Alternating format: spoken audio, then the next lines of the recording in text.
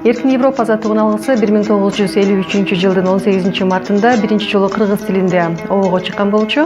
Өзүңүздөргө белгилүү, Кыргызстанга белгилүү журналист Азамат Алтай биринчи радио эфирде обого алып чыккан. Андан бери 65 жыл убакыт аралыгында азаттык өнүп өстү, кеңейди. Бүгүнкү күндө азаттык эң ири маалымат каражаттарынын бири десем жаңылышпайм. Азыр бул жерде жаштар, ар түрдүү муундун өкүлдөрү иштешет.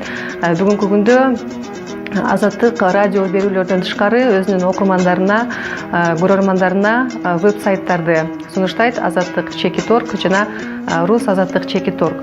Мындан тышкары радио программалардан тышкары бүгүнкү күндө Азаттык телепрограммаларга басым жасайт. Азыр 6 теле долбоор ишке кирип иштеп жатат. Толук кандуу өзүңүздөргө белгилүү бул ыңгайсыз суроолор, Корректив Евразия программасы, Данисте, Азаттык плюс, Биз жана дүйнө, эже сиңдилер мына ушул проекттерди азыр Азаттык өзүнүн көрөрмандарына толук кандуу даярдап эфирге чыгарып жаткан кези.